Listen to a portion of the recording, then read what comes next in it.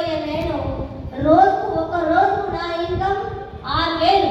ఒక్క రోజుకి నా ఇన్కమ్ బెటర్ కదా.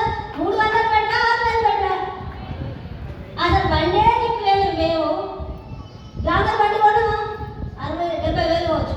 తర్వాత 12 లక్షలు పెట్టి ఉన్నాయి వెన్యూ కారు కొన్నాం. ఇది ఇప్పటికే 60,000 తిరిగింది. ఆల్రెడీ 60,000 తిరిగింది.